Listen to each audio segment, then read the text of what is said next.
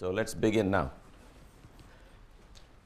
First of all, I'm assuming all of you have some idea what special relativity means. There are two theories of relativity. One is special theory and one is a general theory. The general theory is something we won't do in any detail. The special theory is something we will do in reasonable detail. So it's good to begin by asking some of you, what is your present understanding of what the subject is all about? Yes, sir. Yale cap. What do you think it's about? It's about relative speed in two reference systems. Okay, it's about relative speed in two reference systems. I'll come to you, then I'll come to you. Yes? It's based on two postulates that the laws of physics are the same in any two reference frames moving inertially with respect to one another, and the speed of light is constant in all references. Okay, I will take last row there. Yes? No matter which your inertial frame, my understanding is the speed of light appears to be the same. Okay, so what I've heard so far is that the laws of physics are the same for two people who are both inertial frames of reference, and the velocity of light is a constant. Right. That's certainly the way we understand the relativity theory, but it's a very old one.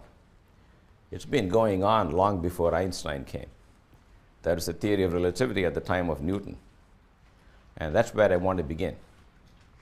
So relativity is not a new idea at all. It's an old one. And the old idea can be illustrated in this way, and it will agree with your own experience.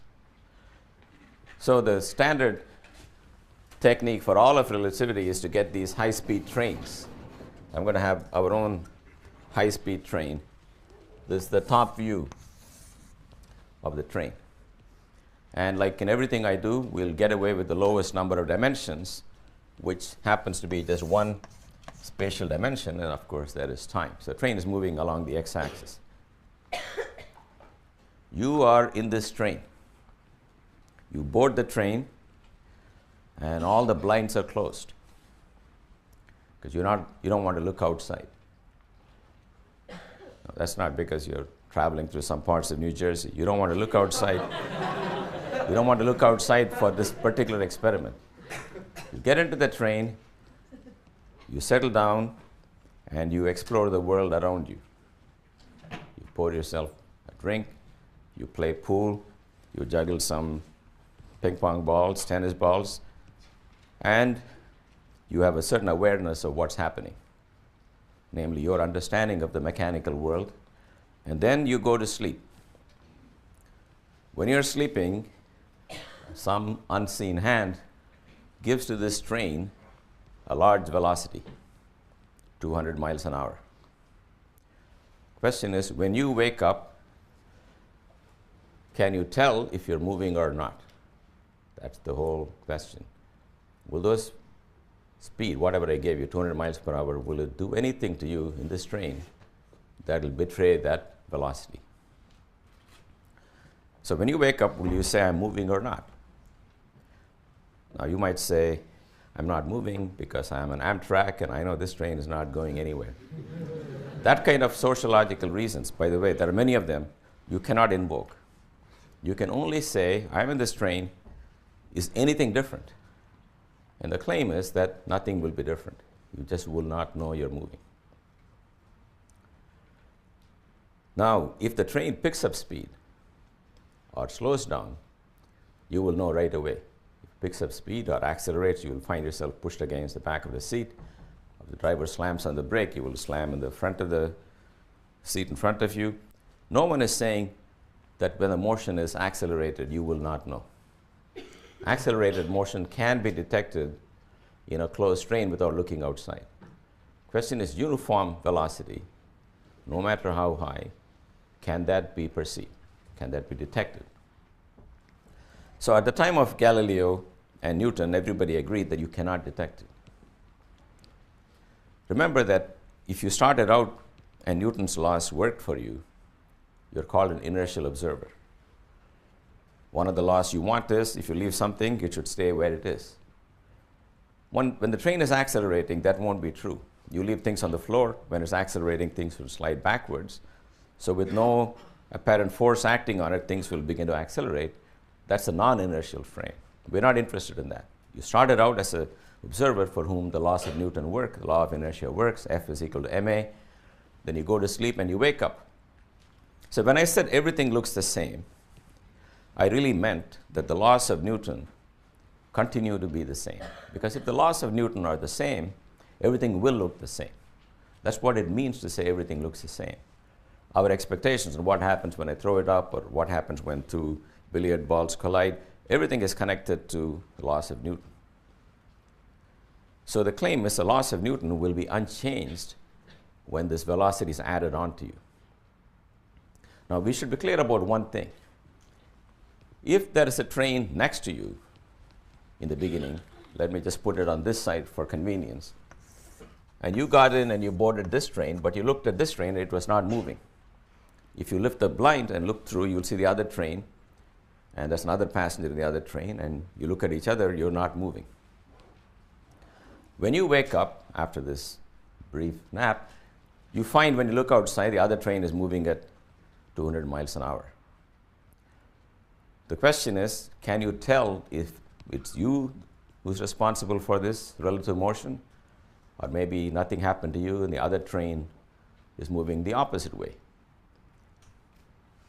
And the claim of relativity is that you really cannot tell. You can tell there is motion between the two trains that wasn't there before. That's very clear if you look outside. But there is no way to tell what actually happened when you were sleeping. Whether you were given the velocity of 200 to the right or the other train was given a velocity of 200 to the left, or maybe a combination of the two. You just cannot tell. That's the word relative. So far I didn't tell you. If you have only one train, what I told you earlier is that uniform velocity does not leave its imprint on anything you can measure. If you look outside, of course you can see the motion of the other train, but you still cannot tell who is moving. You cannot distinguish between different possibilities. So you have every right to insist that you are not moving and the other train is moving the opposite way. Once again, you can make this argument only for uniform relative motion. If your train is accelerating, now I'm saying it as if it's an absolute thing, and it is, you cannot say, I'm not accelerating, the other train is accelerating in the other direction. You cannot say that, because you're the one who is barfing up and throwing up and slamming your head on the wall. Nothing's happened to the other person. You cannot say, I'm still in the same frame, you're going the opposite way. If you're going the opposite way, why am I throwing up?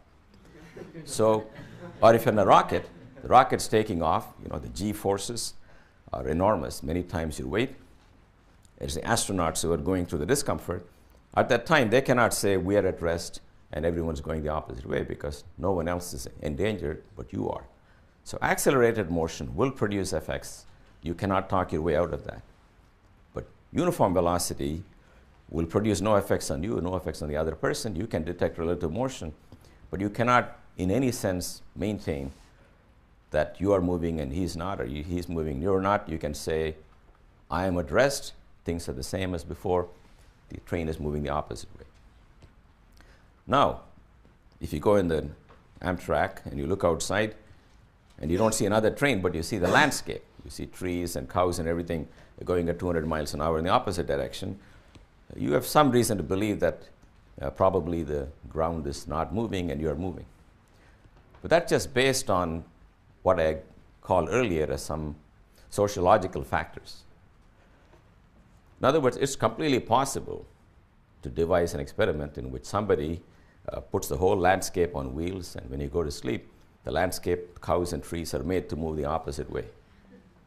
Not very likely, but that's because we know in practice no one's going to bother to do that just to fool you. But if that did happen, you won't know the difference. So the reason we rule that out is we know some extraneous things not connected to the laws of physics.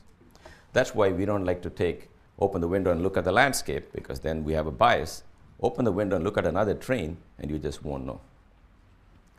That is the principle of relativity, that uniform motion between two observers, both of whom are inertial, is relative. Each one can insist that he or she is not moving, the other person is the one who is moving. Of course, now, in reality, if the two trains were at rest, let's imagine my train got accelerated. So during the time it was accelerated, I would know. But if I was sleeping at that time, I don't know. And when I wake up, the acceleration is gone, the velocity is constant. That's when I say I just cannot tell. All right. Now let's show once and for all that the laws of Newton are not going to be modified. So you find the laws of Newton before you go to sleep. You wake up, you find them again, you'll get the same laws. That's the claim. And I hope you understand that all the mechanical things you see in the world around you just come from F equals ma. We have seen projectiles and collision of billiard balls and rockets. They're all Newtonian mechanics. So to say that things will look the same is to say the laws of Newton that you will deduce before and after waking up will be the same. So let's show that. When you show that, you're really done with it once and for all. So let's do the following. Here is the x-axis, and here is my frame of reference. This is my x-axis. Let's call this the origin. So the frame goes to negative and positive x values. Pick some object sitting at the point x. Now, we are going to first define the notion of an event. An event is something that happens at a certain place at a certain time. That's called an event. For example, if there's a little firecracker going off somewhere at some time, the x is where it happened and the t is when it happened. So this is space-time. Once again, space-time does not require Einstein coming in at all. We have known for thousands of years that if you want to set up a meeting with somebody, you got to say where and you got to say when, and things do happen in space-time. The fact that you need x and t, or if you're living in three spatial dimensions, the fact that you need x, y, z, and t is not new. That is not the revolution that Einstein created. The fact that you need 4 coordinates to label an event is nothing new. What he did that is new will be clear later. So everyone understand what an event means. Okay? Event is something that happens. And to say exactly where and when it happened, in our world of one dimension, we'll give it an x and we'll give it a t. Now that's me, and I'm going to give my frame of reference the name S. Turns out S is not just based on my name. This is a canonical name for 2 observers. One is called S, and one is called S prime. So S prime, let's say, is you. So your frame of reference is going to be taken to be sliding relative to mine. So I don't know how to draw this. So let's draw a y-axis here. We don't really deal with the y-coordinate, but just to give you a feeling, this is my y-axis, that's my x-axis, this is my origin. Y is not going to play a big role.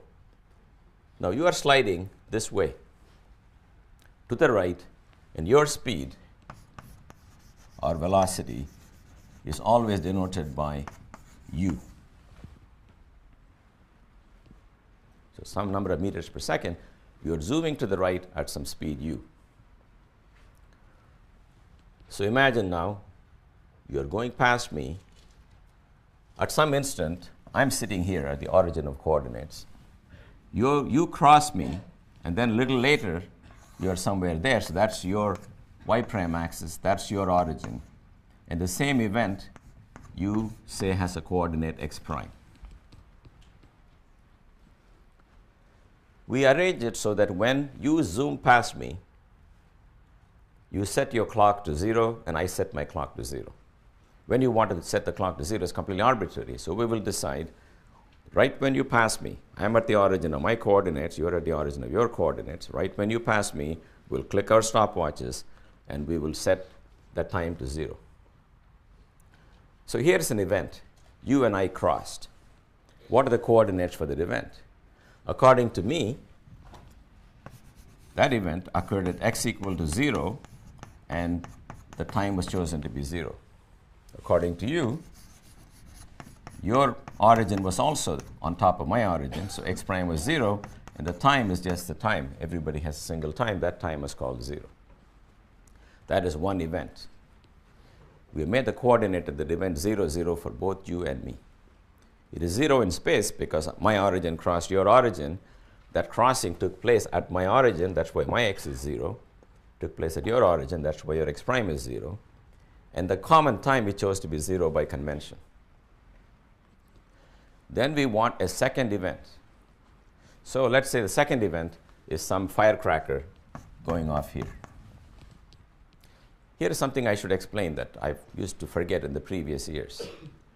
When I say I am moving, I imagine I am part of a huge team of people who are all moving with me. So I got agents all over the x-axis who are my eyes and ears. They're looking out for me. So even though I am here, if there's a firecracker exploding here, my guys will tell me. And you are carrying your own agents. Let's say at every point x, you have a reporter, x equal to 1, 2, 3, 4. There are people sitting and watching. So when I say I see something, I really mean me and my buddies all traveling the same train at the same speed, all over space, taking notes on what's happening. We'll pull our information later, but we know this explosion took place here. I will simplify it by saying I know an explosion took place here at location x at time t. So this is our crossing. This event is when we crossed. Then there is the firecracker. For firecracker, I have to give some events. I say it took place at location x at time t. What do you say? You measure the distance from your origin. You call it some x prime. The time is still t. In Newtonian mechanics, the time is just the time. How many seconds have passed is the same for everybody. The question is, what is the relation between x prime and x? That's what we want to think about. So you guys should think before I write down the answer. What's the relation of x prime to x? Well, this event took place at time t. So I know that your origin is to the right by an amount u times t. So the distance from your origin for this event, I maintain, is x prime, is x minus ut.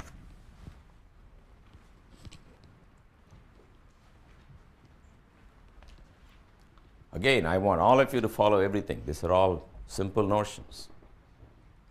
Our origins coincided at 0 time, but the event occurs at time t. Therefore, in a sense, you're rushing towards the event. You've gone a distance ut. Therefore, the distance from your origin to that event will be less than mine by this amount ut. This is the law of transformation of coordinates in Newtonian mechanics. If you have an event which occurs at, if you want formally, you can define a time t prime for the primed observer. It goes without saying that t prime and t are the same. There is no notion of time for me and time for you. There's universal time in Newtonian mechanics. It just runs. We can call something a 0. Once we have agreed, if you say you and I met at t equal to 0, an explosion took place 5 seconds after our meeting, it's going to be 5 seconds after a meeting for me, and it's going to be 5 seconds after the meeting for you. The time difference between two events is the same for all people. This is called the Galilean transformation.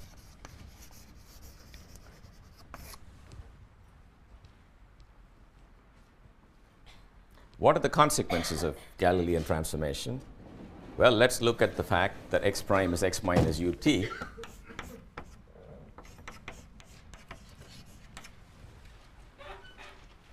Remember, everything is varying with time. So x prime is a function of time, and x is a function of time if you're watching a moving particle. Suppose this firecracker is not just one event, but it's a moving object. Let's give the object some speed. It's moving to the right. Then the velocity, according to me, I'm going to call v as dx dt is the velocity. Let's just call it a bullet. According to S, then W is a standard name, is the velocity of the bullet according to S prime. So what I've done is I first took one event and I gave it some coordinates and I told you how to transform the coordinate from one person to the other person. But now take that point x not to be a fixed location but a moving object, so that as a function of time that body is moving. Then its velocity at any time is dx prime dt according to u, that is the dx dt according to me, minus the derivative of this, which is u. Now, does that make sense? This should agree with common sense. For example, if that bullet's going at 600 miles per hour to the right, that is 600 for me, and you are going to the right in your train at 200 miles per hour, you should measure the bullet speed to be reduced by 200 and you should get 400. That's all it means. The two people will disagree on the velocity of the bullet because they are moving relative to each other. This is the way you will add velocities. But let's look at the acceleration. dw dt is going to be dv dt minus 0 because u is a constant. That means you and I agree on the acceleration of the body. We disagree on where it is, we disagree on how fast the bullet's moving, but we agree on the acceleration of the body because all I've done is add a constant velocity to everything you see. Therefore, if according to you the velocity of the body is not changing, according to me the velocity of the body is not changing, because we both, the constant I added will drop out of the difference. Or if the body has an acceleration, we'll both get the same answer for the acceleration. So that is the common acceleration a. So if you like, a prime is the same as a. So the acceleration of bodies doesn't change when you go from one frame of reference to another one going at constant speed. All right, so let's look at F equals ma, which is m d2x over dt square is equal to some force on the body. And you look at the body and you say d2x prime over dt square is the force on your body. First, I want to convince you, we've already seen that the left-hand sides are equal because the acceleration is the same. Then I want to convince you that the right-hand sides are also going to be equal. I can take many examples, but eventually you will get the point. Let us not consider one body, but let's consider two bodies. Two bodies are feeling a certain force due to, say, gravitation. And gravitation is, of course, a force in 3 dimensions, but let's write the force in just 1 dimension. And let's say the force of gravity is equal to 1 over x1 minus x2, force on 1 due to 2, and the force on 2 due to 1 will be minus of 1 over x1 minus x2. The real forces are R1, the separation in 3 dimensions, but this is a fictitious force. I want to call it gravity. It is any force that depends on the coordinates of the two particles. So I will say m1 d2x1 over dt square is 1 over x1 minus x2. And m2 d2x2 over dt square is minus 1 over x1 minus. I have forgotten constants like g and m1 and m2. They don't matter for this purpose. So here are two bodies. They feel a force for each other, and I've discovered what the force is. It's 1 over x1 minus x2. I don't care if it's 1 over x1 minus x2 or x1 minus x2 squared. That's not important. What's important is it depends on x1 minus x2. You come along and you study the same two masses. What will you say is happening? You will say m1 d2x1 prime over dt square is equal to 1 over x1 prime minus x2 prime. Maybe let me do it a little better. I can tell you what you will see. Given this is what I see, I can tell you what you will see. Let's do that in our head. We know that the acceleration is the same for any mass, so I'm going to write this thing as m of d x1 prime over dt squared. In other words, the acceleration, according to me, is the same as the acceleration according to you. Then I'm also going to write the right-hand side as x1 prime minus x2 prime. Now, do you understand that? If there are two bodies feeling a force, if you see it from a moving train, the distance between the two bodies is the same for you and me. Because x1 prime is x minus ut, x2 prime is x2 minus ut. Take the difference between the location of the particles is the same for you and me. Acceleration is the same. Mass is postulated to be the same. So I know that you will get the same law that I get. You will get F equals ma. Your acceleration will be the same as mine. The force you attribute between the two bodies will also be the same. That is why I know that you will also deduce the same Newtonian laws that I will. You can also see it differently. If I woke up from my nap and I'm now in the moving train and I examine the world around me, I'm going to get the same F equals ma. Because as seen by a person on the ground, the masses obey F equals ma. I'm in this moving train now, but I have the same acceleration for each mass and I have the same force. So if you want, I'll complete the second equation. M2 d2 x2 prime over dt squared will be minus 1 over x1 prime minus x2 prime. Now, if this is a little difficult, we should talk about this. I'm telling you that if I deduce F equals ma, and the F depends on the separation between the particles, then I'm sure that you will find the same laws of motion, because the acceleration is the same that I get, because we have seen a prime is same as a, and the force will also be the same, because the force depends on the separation between particles, and that doesn't depend on which train you're in, or it's not affected by adding a constant velocity to the frame of reference. So if you like, this is the way you prove in Newtonian mechanics the principle of relativity. So not only is it something you observe by going on trains and whatnot, you can actually show that this is the reason everything looks the same. In other words, if the train was at rest in the platform and you and I were comparing notes and we both find F equals ma, I go to sleep and I'm waking up in the train going at a constant speed. If you can look through the window and look at the objects in my train, you will say they obey F equals ma because nothing has happened to you. But you will predict I will also say F equals ma, because if you see an acceleration, I will see the same acceleration.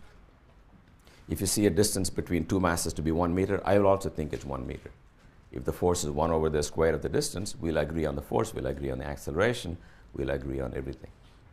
And once you've proven F equals ma is valid, it follows that every mechanical phenomenon will behave the same way. That's the reason things behave the same way. Yep? If for different frames of references the rule F equals ma failed to hold, what sort of weird thing would happen? Pardon me? If for some weird reason, suppose then different frames of reference the rule F equals ma failed to hold, what would happen? You mean if the rule failed in the other frame? Hypothetically. Yeah, suppose hypothetically that happened. Then it would mean that when you wake up in the train, you will look at the world around you, it will look different. Because F is no longer ma, you will conclude when I went to sleep it was F equals ma. When I got up, F is not equal to ma, the train is moving. So you will have to conclude that uniform velocity makes detectable changes. And if you look outside the train to the other train's going backwards, you can now no longer say you are going the other way, I'm not moving, because the other person will say, hey, F equals ma works for me. It doesn't work for you. So you're the guy who's moving. So you've lost the equal status with other inertial observers, because those for whom F equals ma worked will say they are not moving, and for you it doesn't work, so you will have to concede you're moving. So uniform velocity, if it makes perceptible changes, can no longer be considered as relative. It's absolute, and if you and I find each other moving, that may be a real sense in which I am at rest and you're moving, because for me F equals ma works and for you it doesn't. Well, that's not what happens. In real life you find it works for both, and we say either of us can maintain we're not moving. So now you got to fast forward to about 300 years. This goes on, no problem with this principle of relativity. And 300 years later, people have discovered electricity and magnetism and electromagnetism and electromagnetic waves, which they identify as light. And then it was discovered that what you and I call light is just electric and magnetic fields traveling in space. Now, you don't have to know what electric and magnetic fields are right now. They are some measurable phenomenon. They are like waves. And the waves had a certain velocity that Maxwell calculated.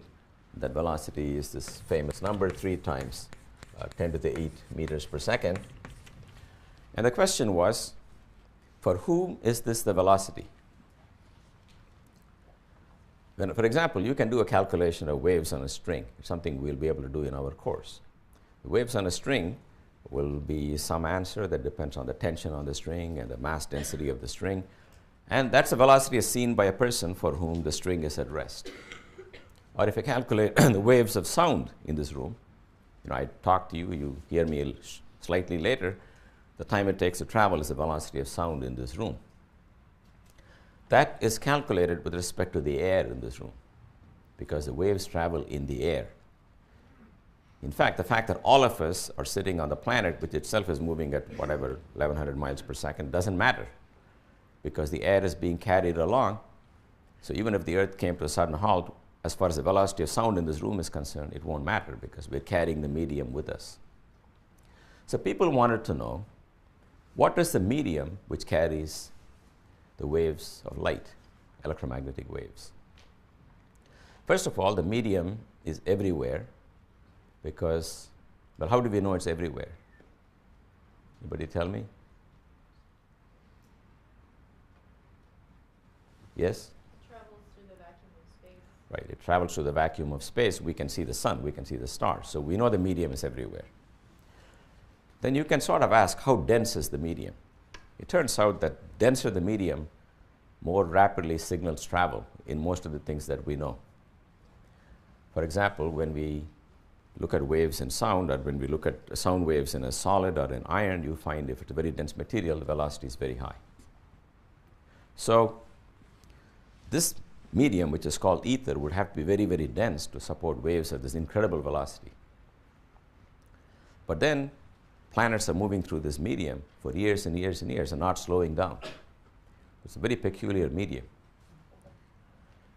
But it has to be everywhere. So we are all immersed in this medium because we're able to send light signals to different parts of the universe.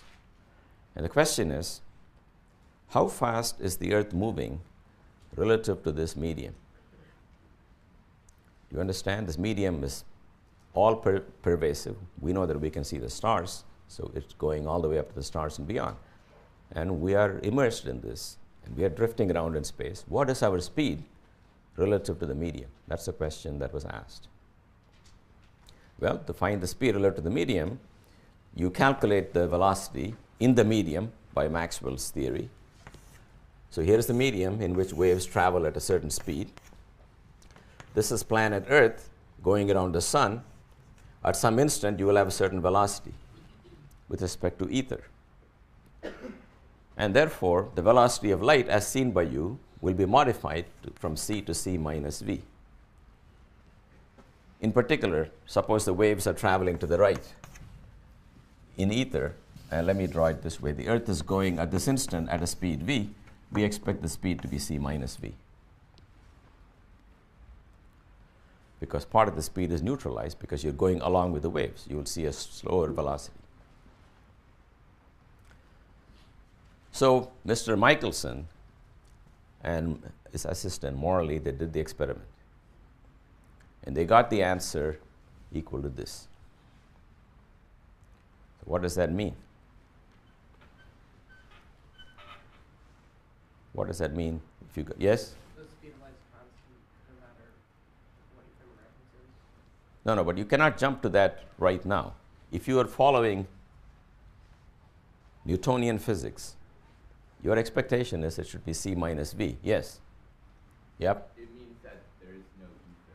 That idea is just wrong. Well, that's not so fast, but it certainly means the following. Well, that's a simpler answer than that. Yes?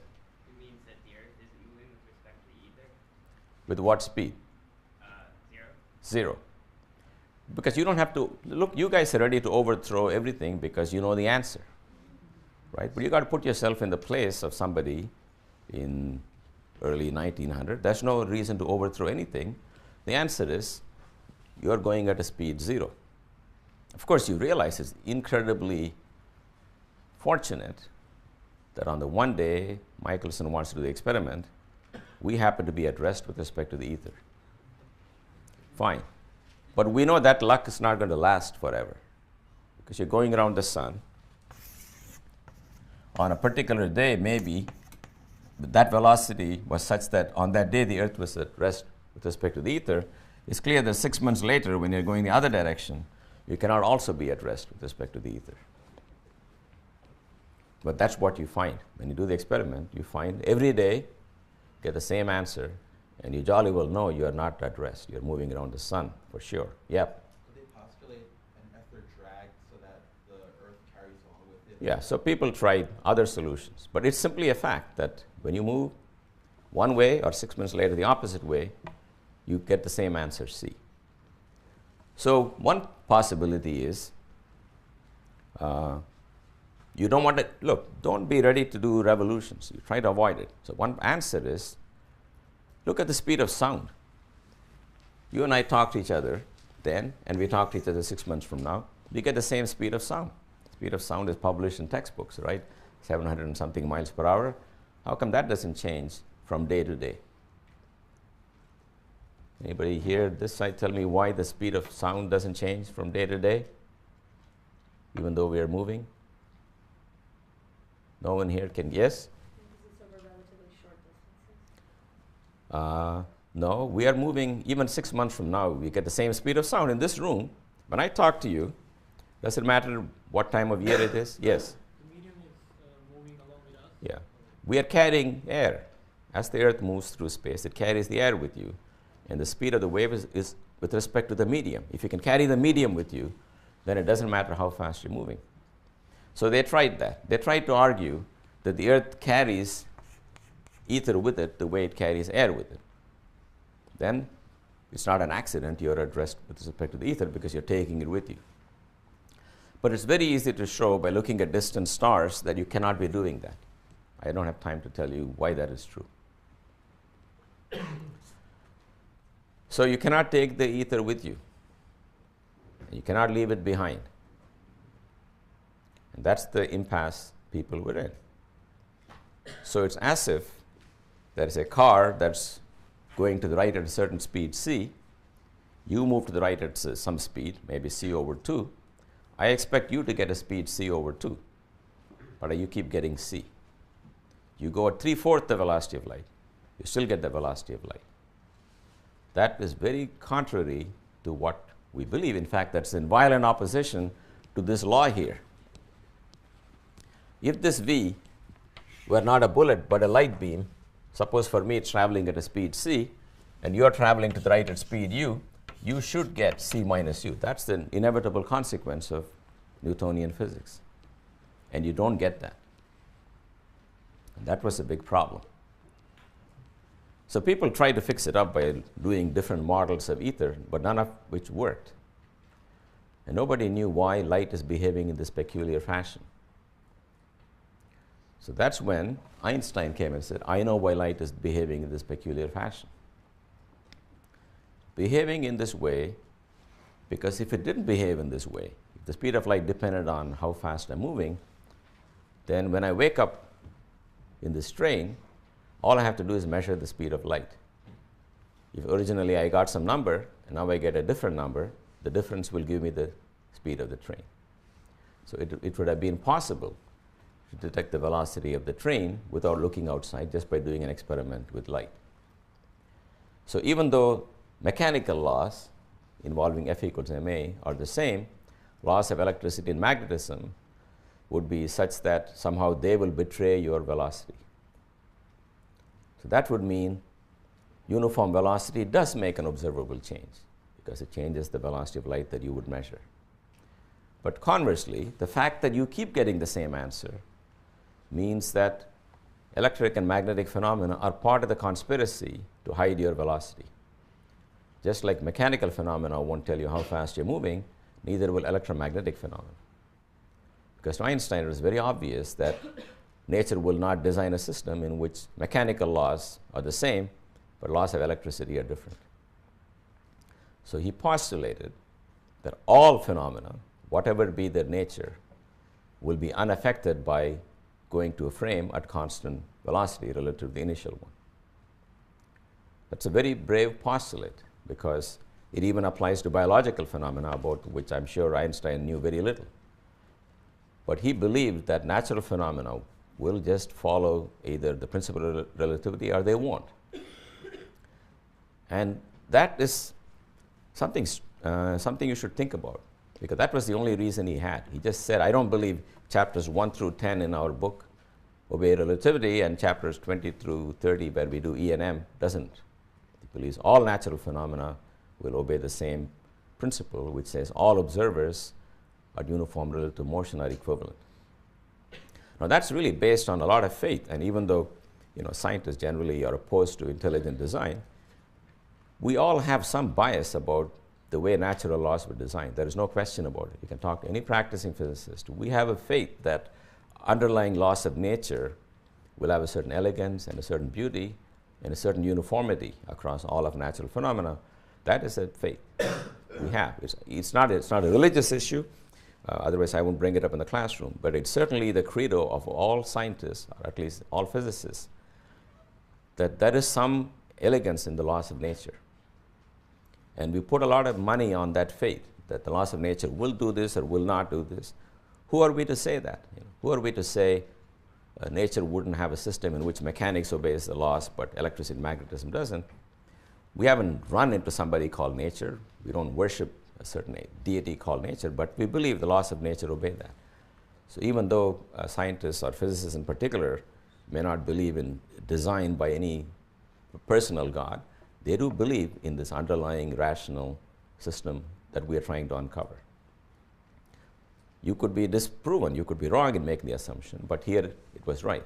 But it was really driven by this notion that all laws of physics should obey the same principle of relativity.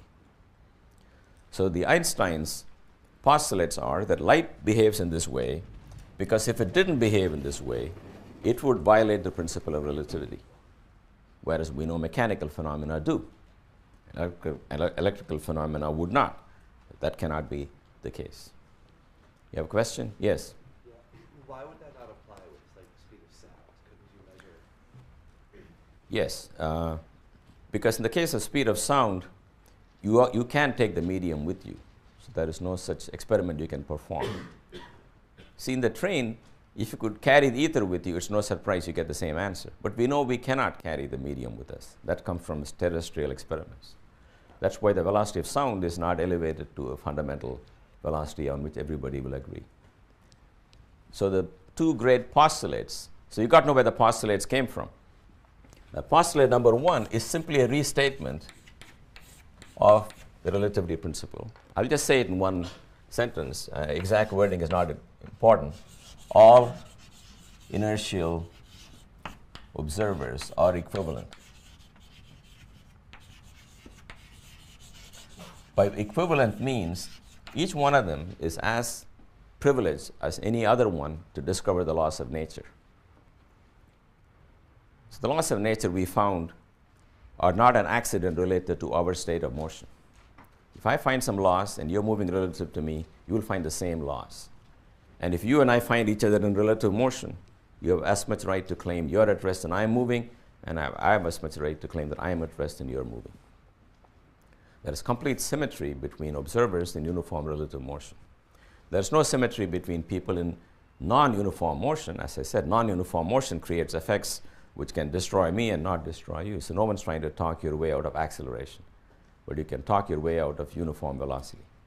That's the first principle. So this was there even from the time of Newton. What is true here is that all inertial observers are equivalent with respect to all natural phenomena, meaning all natural laws.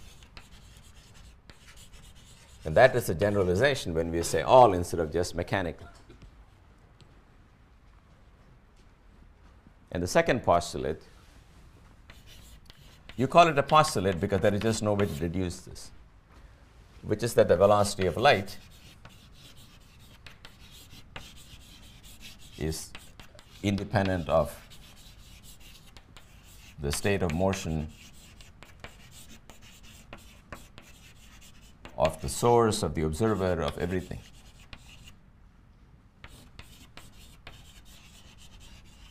If a light beam is emitted by a moving rocket, doesn't matter.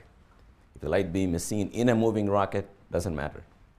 All people will get the same answer for the velocity of light. Yep? Is there a reason why the speed of light is constant? No, that's why it's a postulate. You can show a few things later on. You can show that if there is any other speed, which is the same for everybody, that would have to be the speed of light. In the final theory of relativity, there are not 2 or 3 velocities that come out the same for everybody. There's only one velocity that can have the same answer for all people. That velocity is the velocity of light. By that, I don't mean it has to be light itself. For example, gravitational waves travel at the speed of light. So it's not just the light, it has to do with the velocity of light being a single number which has to have the same value for everybody. Okay, so it looks like he has solved the big problem because he has said why light behaves this way. Light behaves this way because it's part of the big conspiracy to hide uniform motion. But you will see that you have made a terrible bargain now. Because once you take these 2 postulates, you have restored the relativity principle to all phenomena. Okay? You've gone beyond mechanical phenomena to electromagnetic phenomena. But you will find that you have to give up all the other cherished notions of Newtonian physics. Think about why. We are saying, here's a car going at 200 miles an hour, according to me. You get into your own car and follow that car at 50 miles an hour. You should get 150, but you keep getting 200. At least it may not be true for cars going at the speeds I mentioned, but if finally you're talking about a pulse of light, that is true. And you got to agree that is really not compatible with our daily notions or with the formula I wrote down, W equals V minus U. When you put V equal to C, W has got to come out to be C. And that's not property of the Newtonian transformation. So what we are looking for is a new rule for connecting x and t and x prime and t prime such that when the velocities are computed and applied to the velocity of light, you get the same answer. That's what we want to do now. So here is how we are going to do this. Now let's think about it. Let me send a pulse to the right at speed c. You are going to the right at 3/4 of c. My Newtonian expectation, you should get the speed of the pulse to be 1/4 of c. But you insist it is c. So what will I say to you? What will I accuse you of doing? I say you should get c over 4 and you're getting c. And you're finding velocity by finding the distance it travels and dividing by the time. So you're jacking up a number like 1/4 to c itself. So what could make you do that? Yep. If I perceive that you're moving forward, or you're contracting your length, then you're going to measure, then your measured velocity would equal mine, even though you should have had a greater length to begin with. Yeah. So one option, let me repeat what he said. I will say your meter sticks are being somehow shorter. When you and I were buddies and were in the same train, we agreed on the meter stick. But now we have gone into the moving train. I will say that there's something wrong with your meter stick. Not only something wrong, specifically I would say meter sticks have shrunk. For example, if they have shrunk to 1/4 their size, it's very clear that you will get the velocity before times what I expect. But there's another possibility. Yes? Time has a different. Your clocks may be running slow, so you let the light travel for 4 seconds and you thought it was only 1 second. That's why you got 4 times the answer. Or it could be both. But something has to give. And that is why it is an amazing theory.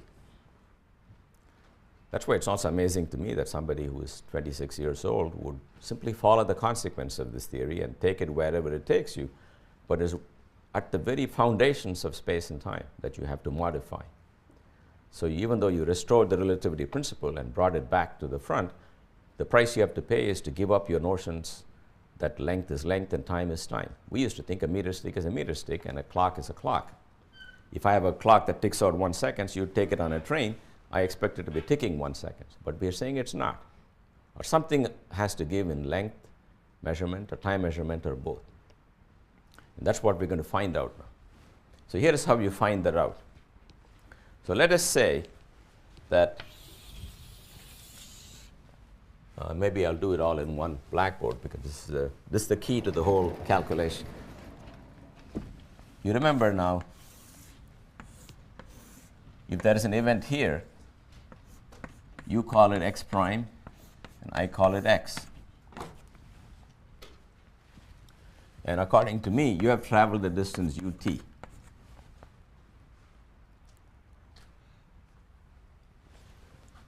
So x prime equals x minus ut is what we used to say in the old days. And the converse of that is x equals x prime plus ut. But now we'll admit the fact that maybe t and t prime are no longer the same. But that's not all we do. I will say, whenever you give me a length x prime, I just don't buy it. I take any length you give me and I jack it up by a factor gamma to get the length according to me, the coordinate according to me. And you will take any answer I give you and you will multiply it by the same factor. In other words, we don't buy our units of length. So if you say it should be x prime plus ut prime, right? That's your formula backwards for me. The coordinate of an event, according to you, in the old days was x prime plus ut. Now we admit that t and t prime may not be the same. Then we say, but I will not take your lengths. I will multiply them by gamma to get the lengths according to me. And you will not take my expectations, but you will multiply it by the same gamma. That is the symmetry between the two observers. In other words, if I think your meter sticks are short and gamma is some number less than 1, I'm allowing you to accuse me of having meter sticks which are short, which is very interesting. If I said your meter sticks are short and you say my meter sticks are longer than average, that's an absolute difference. But we both accuse each other of using shortened meter sticks, and so we use the same factor gamma. We're going to find this gamma now. Yes? How do you know that both the distance and the time are different for the two observers, not just one of them? We'll give it the possibility they are different. Then we will see that they are different. We know something's wrong with space and something is wrong with time, so we'll not assume that t prime equal to t. You have to open up the possibility. If you, in the end, it may be that nature will say t prime is t, and something happens to length alone. But we'll find the answer is more symmetric. Yep. Why do we say that the constant is the same? Because that is the symmetry between the two observers. If I want to say your meter sticks are short, why should you concede that? You should be able to accuse me of saying the only difference between you and me is you're moving to the right and I'm moving to the left. Other than the sign of the velocity, each person says the other person is moving. And so we will say that any length you give, I'll discount by a factor gamma. By symmetry, anything that I call a length, you will discount by the same factor gamma. Now let's apply this. Xt was a certain event, right? Let's apply it to the following event. You've got to follow this very carefully. When you and I crossed, remember that was at the origin of coordinates, x equal to t equal to 0, and x prime equal to t prime equal to 0. At that instant, when our origins touch, let us emit a flash of light. Okay, maybe the origins touch, there's a spark, the light signal goes out. And the light signal is detected here by a light detector.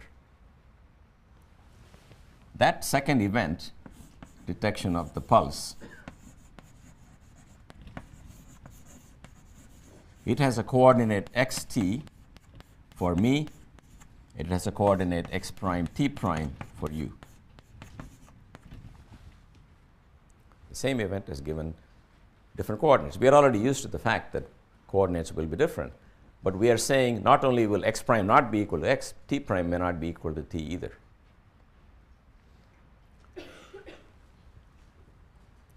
Okay, but now let's write down one important condition. What is the relation between x prime and t prime in this particular pair of events? What is x prime? It's the location of the light pulse after a certain time. So what's the relation of the location of the detection of the light pulse in the time t prime?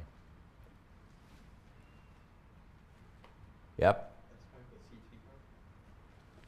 Okay, he's saying x prime. Do you guys understand that? Do you agree with that statement? This is not a random event. The second event was the detection of a light pulse.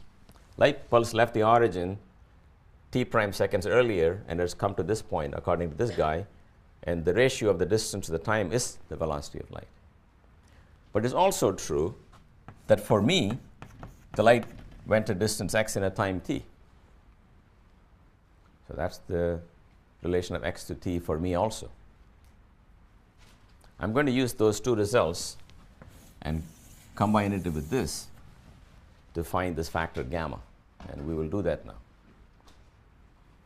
So I want you to multiply the left-hand side by the left-hand side and the right-hand side by the right-hand side of that equation. I hope you understand that in the Galilean days, in the old days, let's see what you will say. I will say x prime is x minus ut because the origins are shifted by an amount ut. And you will say x is x prime plus ut with the same time. Now I'm saying time is different. Not only that, I don't buy your length. If you expect me to have this length, I say no. You exaggerate everything, I'll scale it down by gamma, and vice versa. So if you multiply the left-hand side by the left-hand side, you get x prime. The right-hand side, you get gamma squared times x prime plus u x t prime minus u x prime t minus u squared t prime.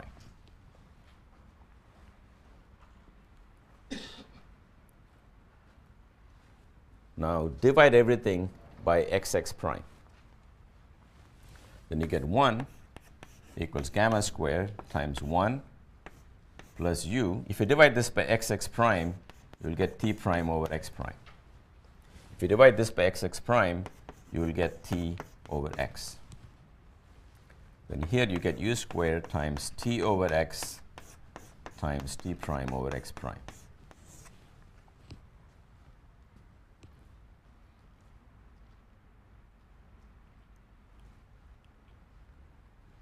So what does that mean?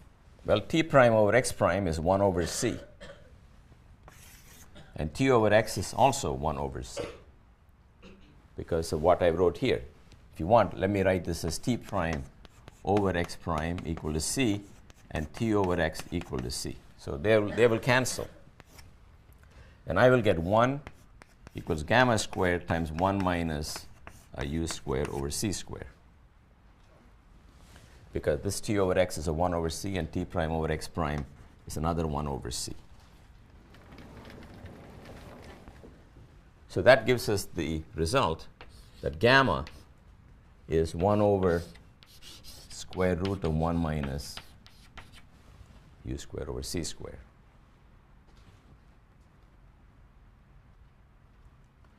If you plug that gamma back in, you will find x prime is x minus ut divided by 1 minus u squared over c squared.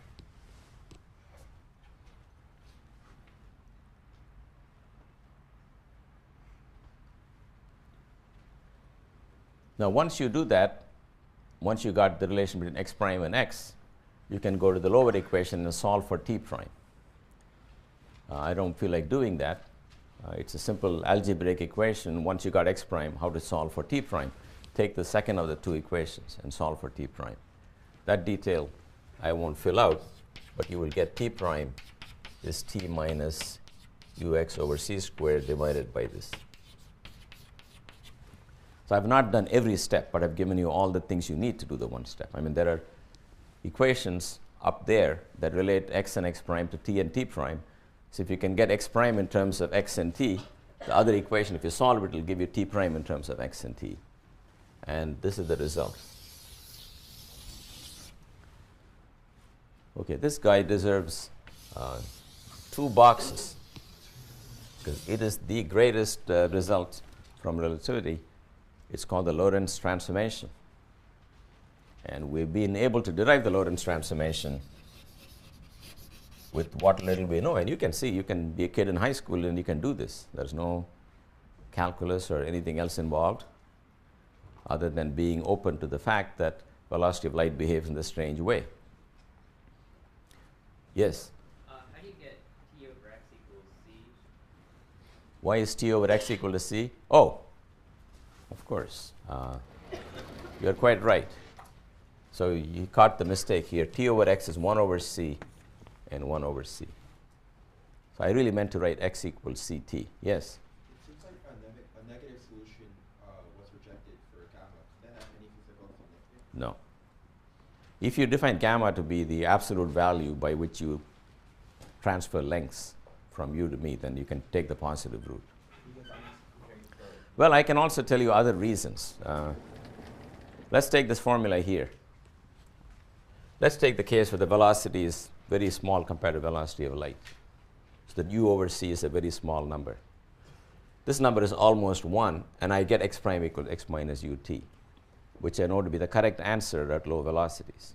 Also, of course, If you pick the minus sign, I'll get x prime as minus of x minus ut. That's not the right answer. Not even close to the right answer. At low velocities, if you go to velocity u over c much less than 1, you got to get back the Galilean transformation. You can see if u over c goes to 0, you can forget all about this factor here. You get x prime as x minus ut. And here, u over c can be neglected. Forget all that, you get t prime equals t. So this coordinate transformation will reduce to the Galilean transformation if the velocity between me and you is much smaller than the velocity of light. So the formula really kicks in for velocities comparable to the velocity of light.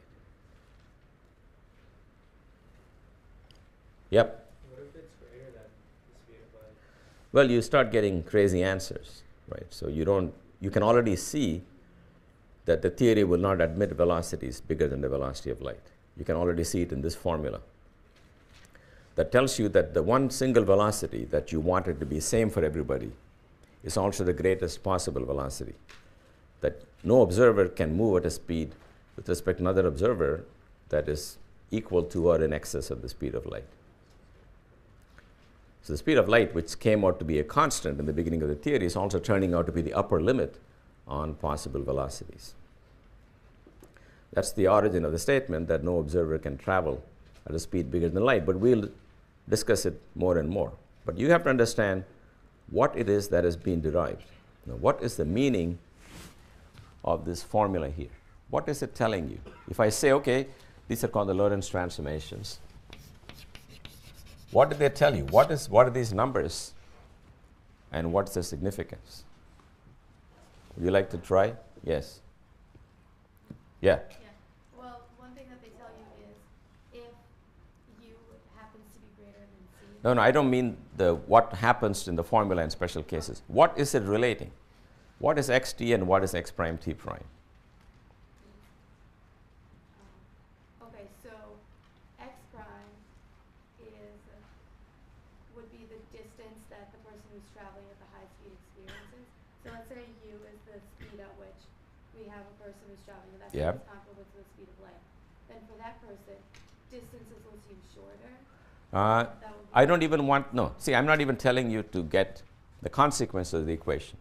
What are the numbers x and t in this equation? And what are the numbers x prime and t prime in this equation? That's all. X and t are distance and time for a person who is in an inertial frame of reference, Right. who is not moving. And x prime and t prime are distance and time for the person who is moving at Right. the speed. And when you say distance and time, what do you mean distance and time? The way that the length that the distance will seem to them, that But what is happening at xt? That's what it's the coordinates of what? Of their location. They are located at 0, 0. Right? What's happening at x and t? Yes? It's the observing that other, the event. Is the event. The key I was looking for Oh, okay. is an event. So here is, you got to understand what the formula is connecting. Things are happening in space and in time, right? Something happens here. That something has a spatial coordinate and a time coordinate according to two observers. The observers originally had their origins and their clocks coincide when they passed. That's how they were related. And one is moving to the right at speed u. Then the claim is that if one event had a coordinate x and t for one person, for the other person moving to the right at speed u, the same event will have coordinates x prime and t prime, and the relation between x and t and x prime and t prime is this. Yep. Question about that. If the two observers have different x's and t's, then don't they observe different laws? But they're both in No, the fact that an event has different coordinates doesn't mean that we are observing different laws. For example, let's take that fire extinguisher. We look at it, it's obeying F equals ma, right? The coordinate of the fire extinguisher with me as the origin is quite different from you as the origin. But isn't dx second derivative of x prime over t, which is t prime, different from the second derivative of x? So the forces are different. You mean in these new equations? Yeah. Yeah, the new equations, F equals ma will not work. That's correct. They are inertial reference, Ah, even though they're moving. yes. So the point is, the laws of Newton themselves have to be modified. F equals ma will be modified in a certain way. But the new modified laws will reduce to F equals ma at low velocities, which is why in the old days it looked like F was equal to ma. But there will be new laws, but they will also have the property that when I measure them, I'll get the laws that will agree with what you measure. Yes? The individual values for time or distance don't have to agree. It's just the laws have to agree. The coordinates of an event will differ from person to person. That's not the same as saying the laws as deduced will be different. For example, there are two stars which are attracted to each other by gravitation and they're orbiting around their common center of mass. If I see them, I will find they obey the law of gravitation with m1, m2 over r squared, where r is the distance between the points and the acceleration is whatever I think it is. You can go on a rocket and look at the same two stars. They will be in a more complicated motion. Maybe the whole system will be drifting relative to you. But their acceleration will be the same as what I get, and the force between them will also be the same as what I get. And the laws that you will deduce by looking at that star will be the same laws that I will deduce. So that's the difference between the laws being the same and the coordinates being the same. No one said x prime and x are same in that equation there. They are different. We are looking at it from different vantage point. But the second derivative, that the fact that force is equal to mass times acceleration is the same for the two people. Okay, the laws will be the same, but things won't look the same. For example, you can stand on your head. Don't even have to go to another frame of reference. You stand on your head. Your z coordinate is a minus of my z coordinate. For every event I give a z, you will give minus a z. But the world, even though you're a little messed up and want to stand on your head, you have every right to do that because you will find F equals ma.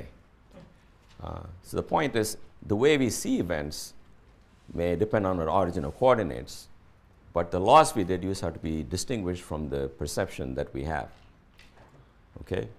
For example, if I'm on the ground, I send a piece of chalk, it goes up and goes down. If you see me from a moving train, you will think it went on a parabola.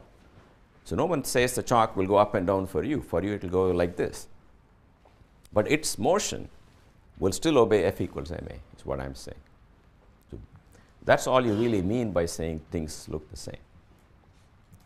So what you have to understand is the Lorentz transformations are the way to relate a pair of events. And given event. So here's a simpler example. If you live in the xy plane, there's a point here. It's not an event. It's simply a point in the xy plane. You measure it this way and that way, and you call it the coordinates. If somebody else picks a different coordinate system at an angle theta, that person will say that's x prime and that is y prime. And x prime and y prime are not the same. I remind you x prime is x cosine theta minus y plus y sine theta, etc. And y prime is something else. Theta is the angle between the two observers. So the point is the point. It certainly looks different to the two people, but the same point has two coordinates. Similarly, the same event, like the collision of two cars, will have different events for different people. That's not the new part. The new part is that the rules for connecting xt to x prime t prime is quite different from the Galilean rules, new rules. That's what you guys have to understand. And finally, why did Einstein get the credit for turning the world into 4 dimensions instead of 3? After all, x and t were present there too. The point is t prime is always equal to t, no matter how you move. Whereas in the Einstein theory, x and t get scrambled into x prime and t prime, just the way x and y get scrambled into each other when you rotate your axis. So to have time as another variable that doesn't transform at all is not same as making it into a coordinate. The 4-dimensional world of Einstein is 4-dimensional because space and time mix with each other when you change your frame of reference. That's what makes t now a coordinate, whereas previously it was something same for all people.